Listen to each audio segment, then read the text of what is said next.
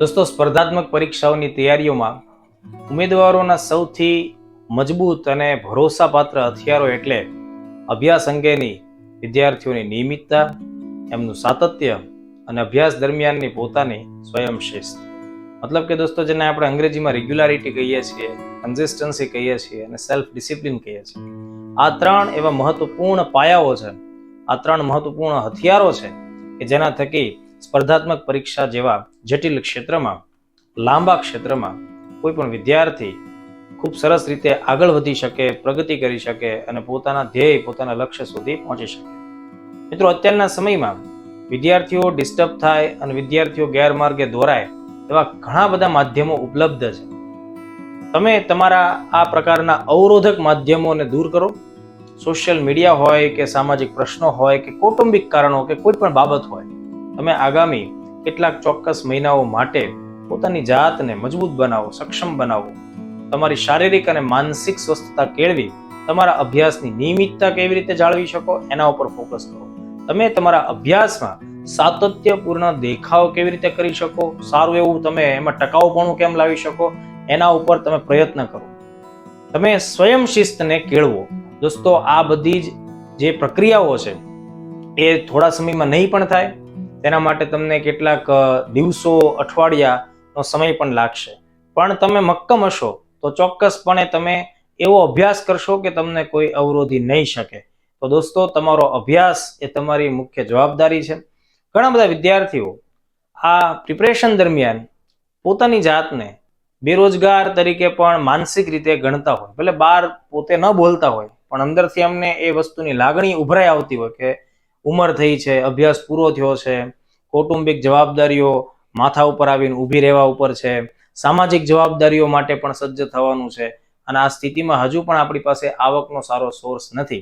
તો મિત્રો, તમે તમારી આ લાગણીઓને દૂર કરો। તમે એમ સમજો કે આ સ્પર્ધાત્મક પરીક્ષાઓની તૈયારી ચોક્કસ સમય માટે તમારે પૂરા સન્નિષ્ઠ ભાવથી કરવાની છે, તન મન ધનથી આ પ્રિપરેશનમાં લાગી જવાનું છે।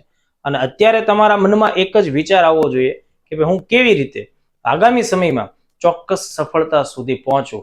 અત્યારે તમારા મનમાં અન્ય કોઈ પ્રકારની બોજની લાગણી થવી ન જોઈએ।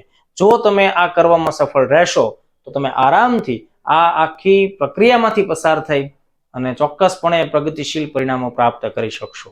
બીજી વાત એ કે કદાચ ઘણા બધા વિદ્યાર્થીઓએ ભૂતકાળમાં પરીક્ષાઓ આપી પણ હોય અને ધારેલી સફળતા સુધી એ પહોંચી ન પણ શક્યા હોય, તો એનાથી તમારે ડરવાનું નથી।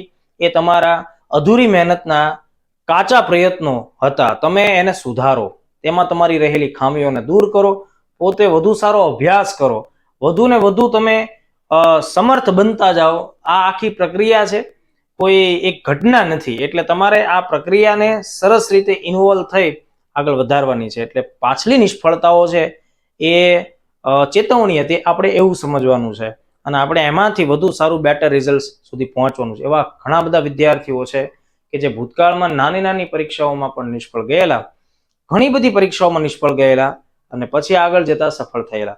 એવા પણ ઉદાહરણો છે મિત્રો કે વિદ્યાર્થીઓ 35 વર્ષ એટલે ઉમેદવારો 35 વર્ષ પછીની ઉંમરમાં પણ તૈયારીઓ શરૂ કરતા હોય છે અને 35 વર્ષ પછીના ઉંમરના તબક્કામાં તેઓ સફળ પણ થયા હોય, એવા પણ ઘણા બધા ઉદાહરણો છે।